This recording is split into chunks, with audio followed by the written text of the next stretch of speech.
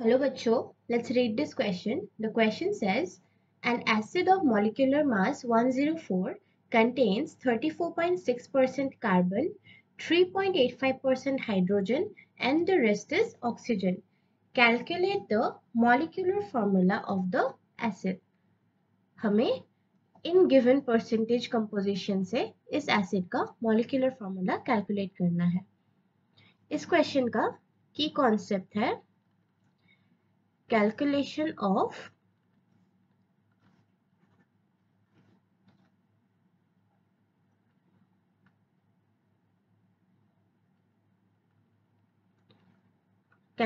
of empirical and molecular formula.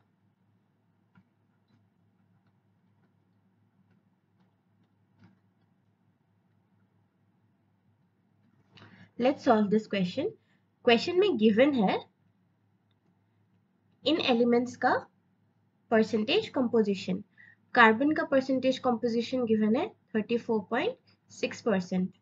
Hydrogen का percentage composition given है 3.85% और रेस्ट इज ऑक्सीजन, मतलब हम ऑक्सीजन का निकाल सकते हैं percentage composition by subtracting carbon और हाइड्रोजन का जो परसेंटेज कंपोजिशन है उसका सम करके, उस सम को अगर हम 100 से माइनस करेंगे, हमने 100 को टोटल कंसीडर करा है, परसेंटेज में गिवन है तो 100 को हमने टोटल कंसीडर करा है, उससे अगर हम कार्बन और हाइड्रोजन के टोटल यानी कि सम को माइनस कर दे तब हमें मिलेगा ऑक्सीजन का परसेंटेज कंपोजिशन, जो कैलकुलेट करके हमें मिला है 61.55%।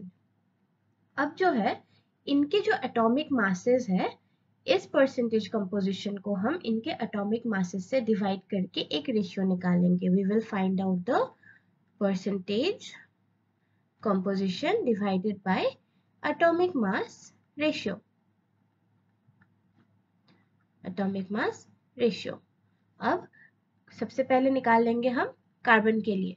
For carbon percentage by atomic mass ratio निकालेंगे। कार्बन का एटॉमिक मास है 12 gram. Atomic mass of carbon is 12 gram, तो इसका percentage by atomic mass ratio होगा, percentage is given 34.6, atomic mass है 12, इसको कैलकुलेट करके हमें मिलेगा 2.88। ये है कार्बन के लिए रेशियो। सिमिलरली हम हाइड्रोजन के लिए निकालेंगे। For hydrogen atomic mass of hydrogen is 1 gram.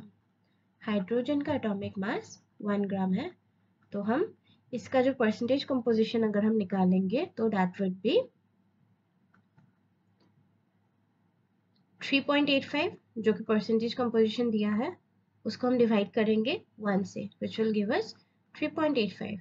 This is the percentage by atomic mass ratio for hydrogen. Next हम निकालेंगे ऑक्सीजन के लिए। ऑक्सीजन का एटॉमिक मास है 16। Atomic mass of oxygen is 16 ग्राम, तो इसका हम परसेंटेज बाय मास रेशियो निकालेंगे। परसेंटेज है 61.55%, डिवाइड कर लेंगे एटॉमिक मास जो कि है 16 और ये आएगा 3.84। अब हम इन तीनों कंपाउंड्स के सिंपलेस्ट रेशियो फाइंड करेंगे। सिंपलेस्ट रेशियो हम कैसे फाइंड करते हैं, जो इन तीनों रेशियोज का लोएस्ट रेशियो है यानी कि लोएस्ट नंबर है, उस नंबर से हम इन तीनों रेशियोज को डिवाइड कर देंगे, तभी हमें मिल जाएगा simplest ratio for each of them. तो सिंपलेस्ट रेशियो हम सबसे पहले अगर कार्बन के लिए फाइंड करें तो हमें मिलेगा, कार्बन का कितना आया था 2.88, और इन तीनों में से सबसे सिंपलेस्ट रेशियो है 2.88 क्योंकि बाकी दोनों 2.88 से ज्यादा है। वी हैव 2.88, 3.85 और 3.84, इनमें से सबसे लोएस्ट रेशियो है 2.88, तो हम तीनों रेशियोज को 2.88 से डिवाइड करके इनका सिंपलेस्ट रेशियो निकाल लेंगे। तो कार्बन के लिए हो गया 2.88 डिवाइडेड बाय 2.88 जो कि आएगा 1। फिर हम निकालेंगे हाइड्रोजन के लिए। फॉर हाइड्रोजन सिंपलेस्ट रेशियो आएगा 3.85 डिवाइडेड बाय 2.88, जिसको कैलकुलेट करके आएगा 1.33। फिर हम निकालेंगे ऑक्सीजन के लिए। फॉर ऑक्सीजन, ऑक्सीजन के लिए सिंपलेस्ट रेशियो आएगा 3.84 डिवाइडेड बाय 2.88। इसका भी सिंपलेस्ट रेशियो आएगा 1.33। अब अगर ये डेसिमल्स में है, इसको हम इसके फ्रैक्शन में कन्वर्ट कर देंगे ताकि हमें एम्पिरिकल फॉर्मूला कैलकुलेट करने में इजी हो। तो 1.33 को अगर हम फ्रैक्शन में एक्सप्रेस करें तो दैट विल बी 4/3। 4/3 का डेसिमल वैल्यू है 1.33। Okay, so this is also 4/3। अब हमें एम्पिरिकल फॉर्मूला कैलकुलेट करने में इस फ्रैक्शन से इजियर रहेगा, तो इसलिए हमें उसको फ्रैक्शन में कन्वर्ट कर लिया। So the empirical formula will be, सबसे पहले हम लीस्ट रेशियोज देख लेते हैं। ओके, सबसे पहले हमें सिंपलेस्ट रेशियोज मिला carbon is to hydrogen is to oxygen के लिए सिंपलेस्ट रेशियोज हमें मिला कार्बन का 1, हाइड्रोजन का 4/3, ऑक्सीजन का 4/3। कार्बन का 1 is to 4/3 is to 4/3। अब अगर हम इन तीनों को मल्टीप्लाइड बाई 3 कर देंगे तो ये 3 और यहाँ 4/3 के डिनोमिनेटर वाला 3 कैंसिल होकर हमें एक होल नंबर मिलेगा। तो तब हम इसको as a empirical formula express कर पाएंगे अगर हमें एक होल नंबर मिला।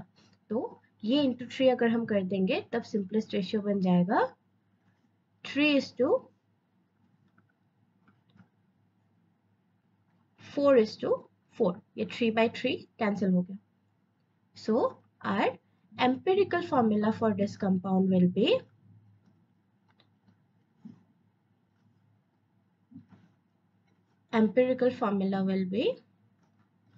C3H4 and O4।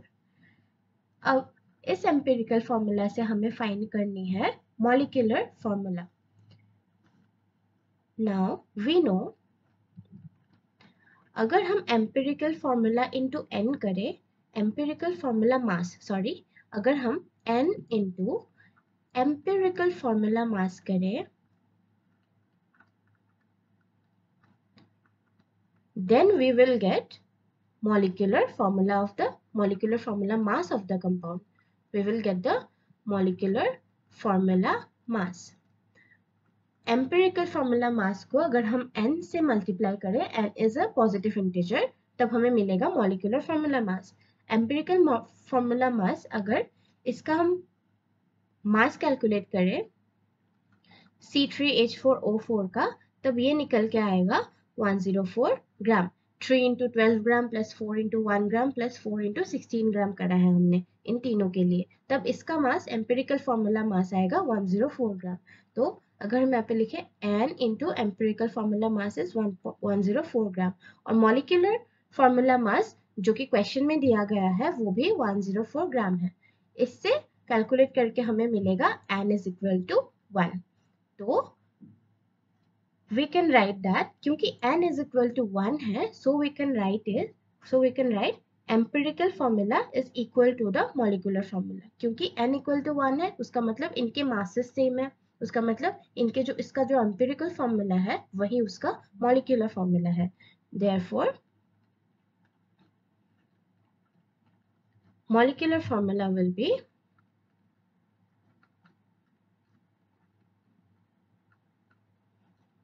also C3H4O4। ये सेम इसलिए हुआ क्योंकि इसका जो ये n फैक्टर है that we found out to be 1। इसका मतलब एम्पिरिकल फॉर्मूला मास जो है और मॉलिक्यूलर फॉर्मूला मास इसके सेम ही है, जिसका मतलब दोनों के एम्पिरिकल फॉर्मूला मॉलिक्यूलर फॉर्मूला दोनों सेम है, जिसका मतलब इस कंपाउंड का मॉलिक्यूलर फॉर्मूला है C3H4O4। आई होप आपको समझ आ गया हो। Best of luck.